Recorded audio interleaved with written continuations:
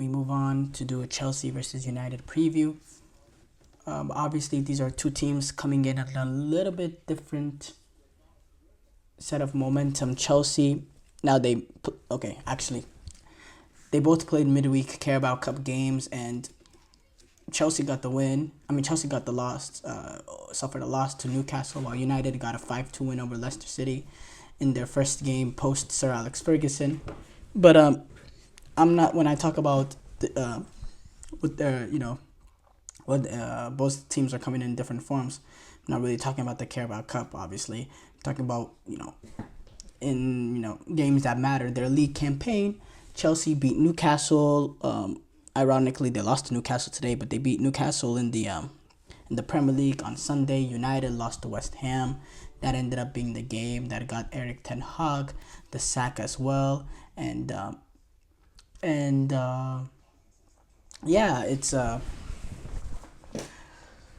It's an interesting game that's gonna happen here. Last time Chelsea played United, it was a roller coaster of a game.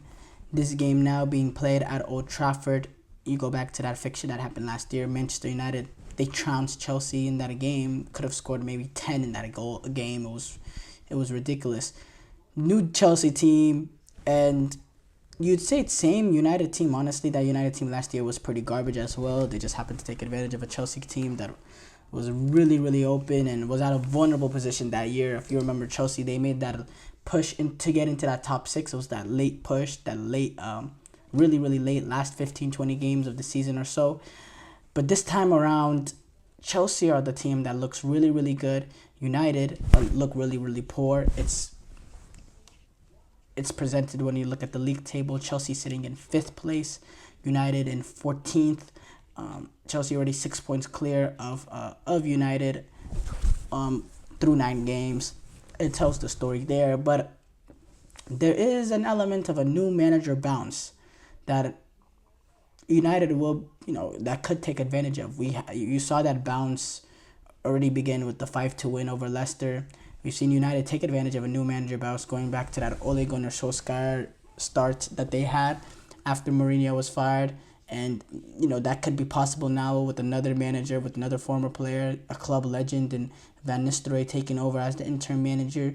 Maybe there's that new manager bounce in spring for him. And that can make it more difficult for Chelsea. But, look, for Chelsea, if they will allow United players to push the United team to push forward, and they can take advantage of some of the United players pushing forward and take advantage of opportunities in transition, Chelsea can make them really, really, really pay. I think Caicedo would be key in this game. He's had a really, really good start to the season. Once if they can have that little bit of quality, in which they do, Caicedo, Latvia, or whoever's playing next to Caicedo, whether it is Enzo, they can play out of that initial press, which is not difficult to play out of when you're going up against United. There's opportunities for you to attack the United team because they leave them some vulnerable in transition, and they're prone to defensive mistakes. And when you have the quality of players like Nuno Madueke, Cole Palmer, Nicholas Jackson, João Felix, and Nkunku, the quality that front six has, not just you're talking about the starters, but on the bench, Jadon Sancho as well, I didn't even mention him. You have that opportunity to really make Chelsea, really make Manchester United pay. And I think that will be a big factor in this one. I think Enzo Maresca is going to set up this Chelsea team in which they won't be crazy open, but they're going to go for it. They're going to push numbers forward. They're going to try to play on the back shoulder of the center half and play with their luck in terms of trying to beat United's line. And I think Chelsea will not be afraid of the game being at Old Trafford. I think they'll go in there. We saw with Chelsea, they were able to go and control, that second half going up against Liverpool. If they can do that, you can more than comfortably go to Manchester United and control the game at Old Trafford. And I expect Chelsea to do that. But how will it's hard to analyze Manchester United right now because we don't know what we're going to see. We don't know the formation. We don't know the tactics. We don't know whether or not there will be a new manager bounce. Obviously, if you're talking about Eric Ten Hag's Manchester United, then they're almost dead man walking, and you're thinking, you know, how do United get out of this game without getting embarrassed almost? But now with the fact that they have a new manager in there, and there is that new manager bounce, I don't know what to expect from Manchester United. I don't know what the tactics are going to be like. I don't know what even the starting 11 will be. What are the players that what are going to be the players that Van Nistelrooy fancies in this one to get the result? How do they shape themselves defensively, not to get carved up the way Chelsea have carved up other teams that have left space in behind to play against? Because a lot of Chelsea's opportunities came from being a little bit more direct, just playing that simple ball in behind and allowing the players to run onto it and use their pace to cause the defensive players nightmares. How do Manchester United counter that? Do you drop the line back a little bit? Do you apply, do you go a little bit more on the press and really apply pressure in terms of the players trying to play that ball in behind, specifically the Caicedos, the Enzo Fernandez? How does United go about it to attack that? Because that has a big factor in this one. Chelsea trying to play those balls. And then obviously, Cole Palmer, he's just been so involved. The balls he plays in when he drops down in midfield, when he gets into the attack, how deadly he is in the front three. Not just being able to score the goal himself, but also, providing that cute and clever pass that can play someone in. There needs to be a bigger emphasis, if you're an opponent, of making sure you know where Cole Palmer is no matter where he's on the pitch, because he can make an impact no matter where he is. He has that ability to drop in midfield and play that ball in behind. He has the quality to do that. He gets the ball in the front three. You give him space, he will take advantage of it and he'll score a goal himself. If there's any sort of crevice that he can play the ball in, he has that quality as well to play that ball in as well. It's almost getting to the point that he needs to get man marked.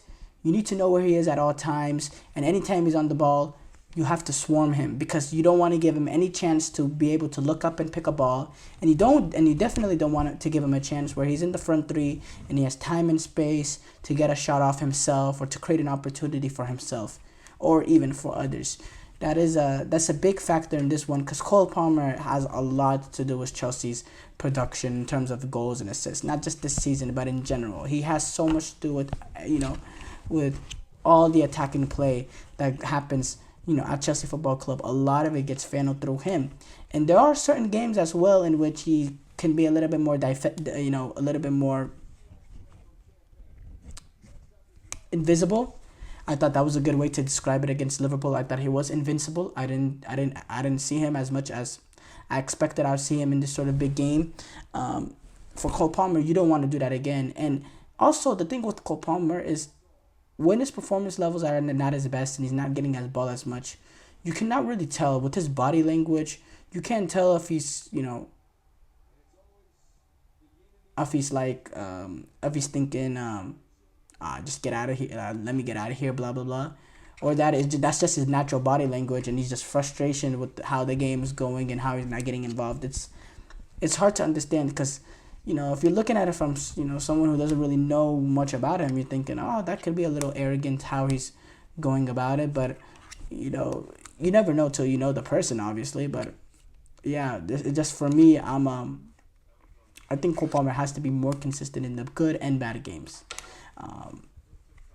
Because you can't have games when if you want to be considered one of the best players in the world, the best player in the world, you can't have those games where you just are flat out invincible.